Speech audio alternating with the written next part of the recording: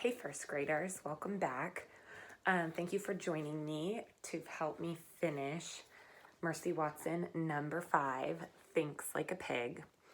Like always, we have to do our recap of what happened the last time we were together reading about our favorite pig. And if you remember, Eugenia Lincoln, who is Mercy Watson's next door neighbor who does not like Mercy, decided to plant the pansies in the yard. And of course, we know Mercy ate them, and Eugenia has had it with Mercy. So she decides that she is going to call the animal control. And animal control is Miss Francine Poulette. If you remember, we met her the last time. And so she's on her way to deal with this pig, which she's never dealt with before. And meanwhile, while she's on her way to deal with the pig, Mercy actually had some guests come to her door. It is Stella and Frank. And Stella and Frank popped in and told Mercy that they're having a party with cake and all these different kinds of treats. Well, of course, we know Mercy, she loves food. And so she decides to leave and go over to Stella and Frank's house. So that's kind of where we are right now. We're on chapter 11. We're going to finish the story today, all right? Chapter 11. By the time Francine Poulette turned onto Decawoo Drive, her truck was full of dogs. To catch a pig, said Francine, what I need to do is think like a pig. The dogs in the back of the truck howled. Think like a pig, think like a pig, said Francine Poulette. She saw a man and woman running down the street. Excuse me, said Francine. Have you seen a pig? We've lost her, said a woman. Lost who? Said Francine. Mercy, said the man. Our darling, our dear. She's in great danger. So we know she must have run into Mr. and Mrs. Watson. An unmentionable horror approaches, said the woman. An unmentionable horror, said Francine Poulette. Exactly, said the man. All righty then, said Francine. Thank you very much. And she rolled up her window. You're on your own here, Francine, said Francine Poulette. The locals are as crazy as loons. The dogs in the back of the truck barked and growled. I know, Francine told them. Think like a pig. Remember, she likes to talk to herself.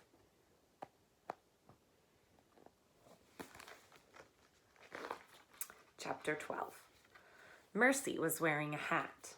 She was watching Stella pour imaginary tea. She was watching Stella slice imaginary cake. Mercy was not having a good time. Where were the enchiladas and cream puffs? Mercy's stomach growled. Where were the pancakes and eclairs? Wasn't real food. Would you like some more? Said Stella. Some more of what? Mercy wondered. She snorted. Isn't this lovely? Said Stella. I don't think Mercy is happy, said Frank. Everybody is always happy at a tea party, said Stella. I'm not happy, said Frank. I'm hungry. Plus, I look stupid in this hat. Oh, please, said Stella. Here, have some more cake.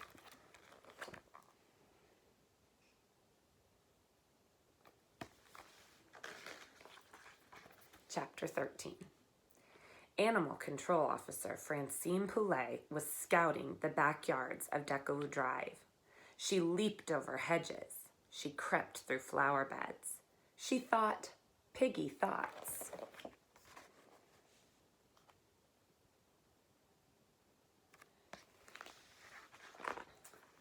She climbed a tree and surveyed the yard below.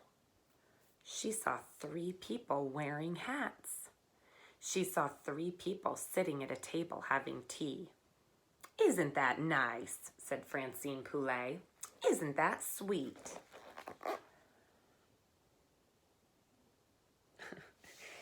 Yeah, clearly that's a pig. Francine looked more closely. "Wait a minute," she said. "One of those people is not a person. One of those people is a pig." "Francine, you have located the pig. You are the best animal control officer in the history of the world. And now you must capture the pig. On the count of 3. 1, 2. Francine Poulet closed her eyes. She leaped from the tree. 3!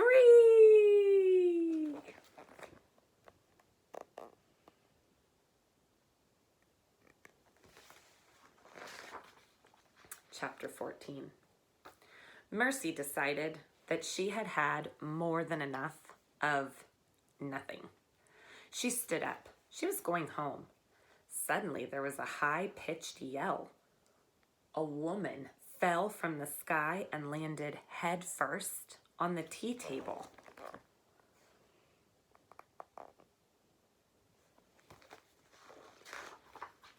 Stella screamed. Frank screamed louder. Mercy screamed loudest of all. One street over, Mr. Watson and Mrs. Watson. Mr. Watson said to Mrs. Watson, "Do you hear what I hear?" "That is our darling," said Mrs. Watson. "That is our dear, and she is in trouble." Mr. Watson and Mrs. Watson started to run.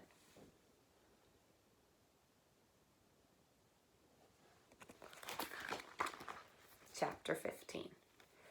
Animal Control Officer Francine Poulet rolled off the table. She wrapped her arms around Mercy. "Think like a pig," said Francine. Mr. Watson and Mrs. Watson came running into the backyard.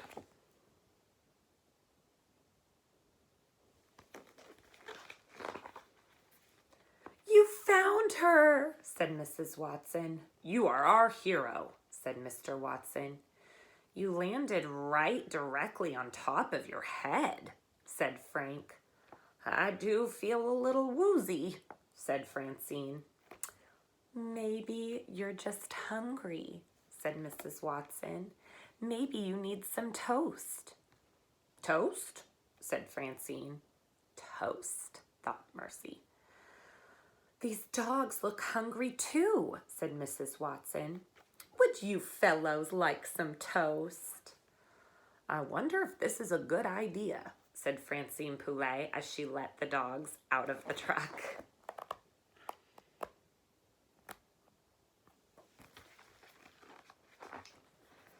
"It's a wonderful idea," said Mrs. Watson. "Now, Stella, run next door and invite Eugenia and Baby to our small celebration.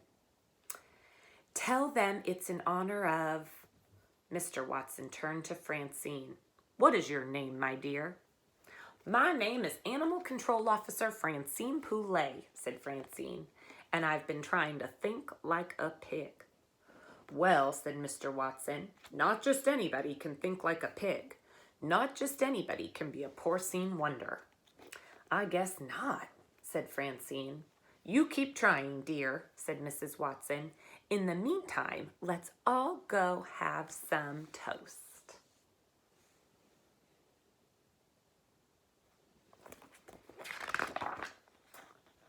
And here they are, of course. The last page is always all the community members from that story invited back to Mercy Watson's house on Deckawoo Drive for toast with a great deal of butter on it. So we met some more characters this time. It's kind of fun. We see characters coming and going, but they always end up at the Watsons' table at the end for a small celebration. So that was the end of number 5.